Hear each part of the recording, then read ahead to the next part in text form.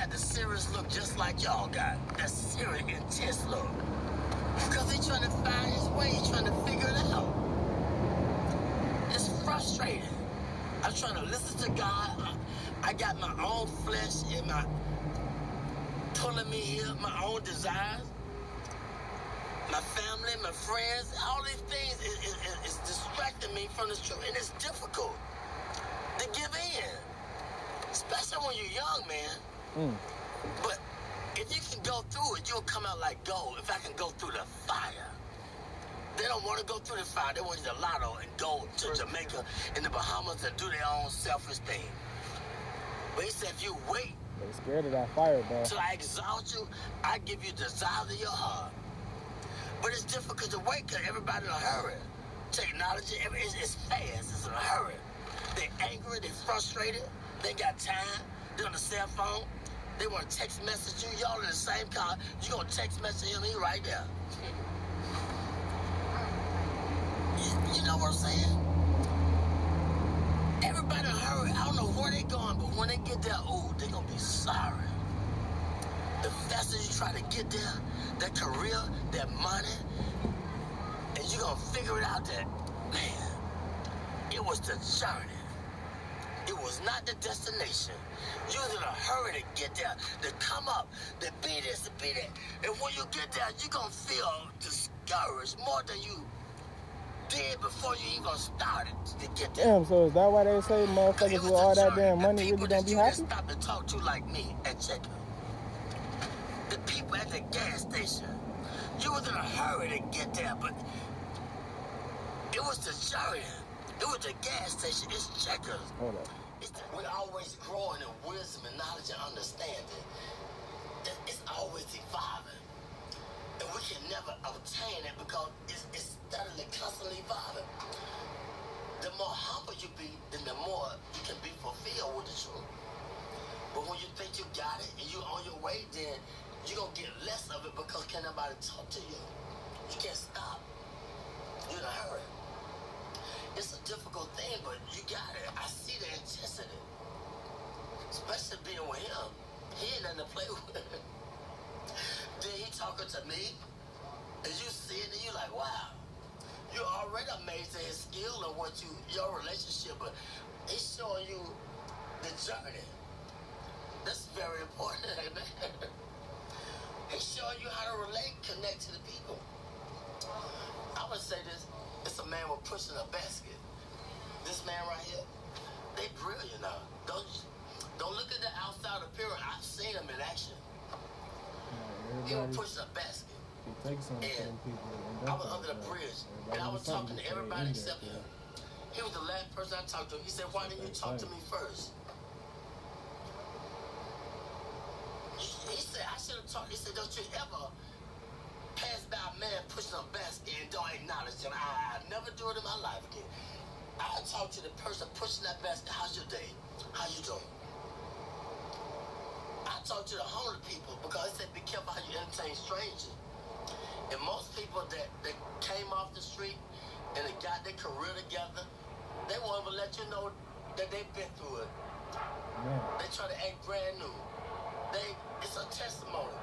What you go through, it's for us to inspire somebody else. It's for me to pull the weak ones up. It's for you to pull the weak ones up. We don't go through this because of our own selfish reasons. We go through this to give a testimony of how far God has brought me. Man, it was never about me. I thought about me. Why I'm going through this. He said, back up, man. Who you going to inspire? Who you going to tell somebody about the glory and the grace of God if you don't go through it? Get out of yourself. And once I step back, I be seeing the deep things of God. And so I don't play with it. I don't ask him for a lot. I just say, give me my portion for the day. I don't want a lot of things. Just give me enough that I can deal with. He said, I give you but fulfill your bond greater than you can ever ask. I know what you desire. I know what you need. But Lord, give me my portion where I can be grateful. where I can be thankful. They unthankful, they unholy, they ungrateful. They got a job, they don't want the job, they got 40 hours. You can't work on Saturdays, you can't work on Sundays. Now you got 3 days. They always complaining and griping and murmuring. Stop it. He said be grateful with the little things. And wait, and I'll put you there. But he's going to put us in a place where they appreciate me in the job. I don't hate going to work. I gotta watch my back. They backstab. You're making the money, but I can't go to that job because I gotta watch my back. They haters. Put me somewhere where I love going to work. I can get up, and they appreciate my work, and I blend in. All the motherfuckers saying, bro. God say, I'm gonna put you there, but if you wanna get it, go ahead and get it. What do you think about haters? That's a part of the balance in life. They hate, but they don't know why they hate. Tell them why they hate sometimes. They don't know they hate. It's just standard thing. They get angry. He taught.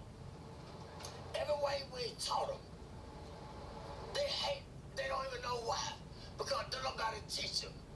Don't nobody take time to let them know why they doing things they doing. And that's the whole purpose of life. Let them know what they doing wrong if you see it. I didn't always knew I was doing wrong. What about when they showed me long suffering? What about when they forgave me, but I can't forgive him? He made a promise. I made a promise. I didn't fulfill it. Then they go off on me. Well, I got to go off on him because he didn't fulfill his commitment. That's wrong. You got to teach. They don't know. The only God they know is through you, through your experience. They don't know about church because you can't go to church because it's a business. And all the church people, it's a clique, it's a club. And they done forgot about God. It's a business. Look here. It's just the world. Ain't nobody being bold and talk about God because don't pray in school, take the prayer out of school, all these things. It's the world. We're getting in a time where God is not popular no more. And if you talk about it, I don't believe in Jesus. I don't believe in God. I believe in this. I don't care what you believe in. Let my spirit speak for me. Let my action. But it was a time when I was just a hearer and not a doer.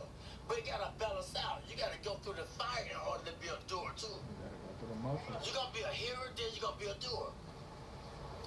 But don't let people throw you off your journey. You can't beat nothing. It's between your relationship with God. They can't understand you all the time because you're trying to figure out your way. I'm trying to figure out my way. I can't prove nothing to them all the time. I don't need them to figure me out. All I gotta do is just be patient and do what was in my ability, my boundary. I don't need to outstep my boundary. I ain't gotta prove nothing to you. You didn't feel me? No, you can't gonna feel me. I can't put the expectation on you. I don't always feel me, understand me. So that's wrong. Be humble. Acknowledge him in all your ways. When I do wrong, I said something wrong to offend you, forgive me. I gotta say it right away, get it over with. If I offend somebody at work, look, if they persecute me, look at God trying to strengthen me to show them who I serve. I say I believe, I'm walking with it. Well, teach them. They don't know. They don't know why they doing that, why they doing that to me. Let your light shine among men. They might glorify your Father in heaven. It's real, man. I experience it all the time, 24/7. But I asked for it. I wanted to be a preacher when I was 6, but I didn't know the price I had to pay. Much wisdom, much grief, much sorrow. Ain't no other way you'll get it. But if you could just go through the fire, you'll be like gold.